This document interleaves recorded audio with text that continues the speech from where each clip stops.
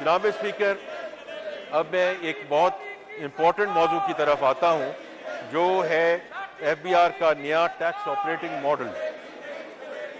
اس میں تین بڑے جو ہیں اس کے پلرز ہیں۔ پہلا ہے the national faceless centre and assessment system. جناب اسپیکر، ہم اس ماڈل کے تحت ایک نیشنل فیس لیس سینٹر بنانے جا رہے ہیں جو صوابدیدی اور غیر صوابدیدی افعال کو ایک دوسرے سے الگ کر دے گا۔ اس مرکز میں موجود فیس لیس ونگ کے پاس صوابدیدی اختیار یعنی کہ ڈسکریشنری پاور جیسا کہ آڈٹ، اسیسمنٹ اور کوالٹی کنٹرول ہوں گے، جبکہ فیلڈ آپریشن ونگ وچ از ویریفیکیشن، رجسٹریشن، ریکوری کا ذمہ دار ہوگا اور ان کے پاس کوئی ڈسکریشنری پاور نہیں ہوگی۔ ان دونوں دفاتر کے درمیان بنیادی فرق سٹرکچر اور قانونی نوعیت کا ہوگا۔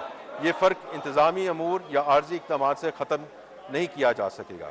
جناب اسپیکر، مرکزی ونگ میں تمام آڈٹ اور اسیسمنٹ کی کارروائی کے دوران ٹیکس پیئر اور ٹیکس آفیسر کے درمیان کوئی رابطہ نہیں ہوگا۔ بلائنڈ موڈ یا سنگل بلائنڈ موڈ میں آفیسر کی شناخت ٹیکس پیئر سے خفیہ رکھی جائے گی اور ڈبل بلائنڈ موڈ میں بعد ازاں ٹیکس پیئر کی شناخت بھی آفیسر سے خفیہ رکھی جائے گی۔ تمام پیغام رسانی ایف بی آر کے آئرس پورٹل کے ذریعے ہوگی۔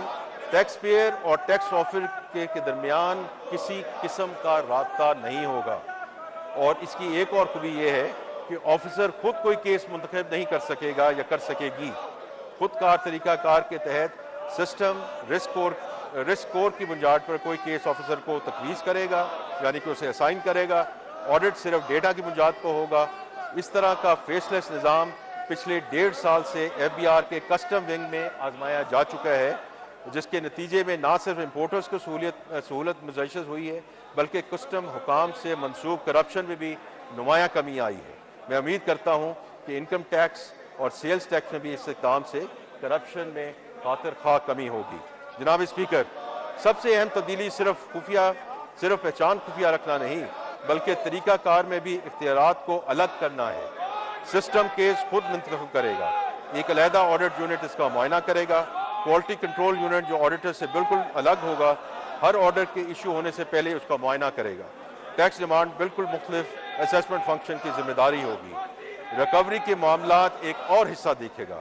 اس پوری چیز کوئی ایک افسر کسی کیس پر شروع سے آخر تک اس کی گرفت نہیں ہوگی۔ یہ صرف انتظامی تبدیلی نہیں ہے بلکہ کرپشن کو ختم کرنے میں یہ اہم سنگ میل ثابت ہوگی، اور یہی وہ تبدیلی ہے جو پاکستان کے ٹیکس کے معاملات کو مزید شفاف اور سہل بنائے گی۔ دوسرا اس کا جو پلر ہے جناب speaker, algorithmic settlement mechanism and central data hub. یہ سب لوگ بات کرتے ہیں A I led discussion, and this is how we are going to get A I embedded into our taxation system and get the benefits out of A I led discussion. جناب speaker, ہم ایک خود کار mechanism متعارف کروا رہے ہیں جس میں ٹیکس پیئر کے اندراج کردہ ڈیٹا اور ایف بی آر کے پاس مختلف ذرائع سے موجود ڈیٹا میں سکم کی نشاندہی کی جائے گی۔ اس اقدام سے روایتی آڈٹ کے طریقہ کار میں ہونے والے اخراجات، تاخیر اور پریشانی کو ختم کر دیا جائے گا۔ جیسے ہی سسٹم میں کوئی سکم نظر آئے گا، ٹیکس پیئر کی گزشتہ ہسٹری کی بنیاد پر سکم کی نوعیت کے لحاظ سے اور کارروائی کے مرحلہ کے اعتبار سے سسٹم سیٹلمنٹ آفر طے کرے گا اور ٹیکس پیئر کو آئرس پورٹل کے ذریعے مطلع کیا جائے گا۔ جو ٹیکس پیئر اس آفر کو قبول کرے گا، اپنے گوشوارہ درست کر لے گا اور سیٹلمنٹ کی رقم جمع کرا دے گا، اس کی کارروائی مکمل تصور ہوگی۔ اس کے علاوہ کوئی اضافی جرمانہ عائد نہیں کیا جائے گا۔ کوئی انسانی مداخلت یعنی نو ہیومن انٹرونشن، اور یہ طریقہ کار ٹیکس پیئر اور ریونیو دونوں کے لیے بہتر ثابت ہوگا۔ The third thing is the third party data and taxpayer outreach۔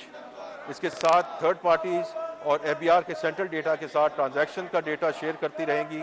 یہ ڈیٹا افسران کی نگرانی میں مکمل طور پر ڈیجیٹل سسٹم میں پروسیس ہوگا۔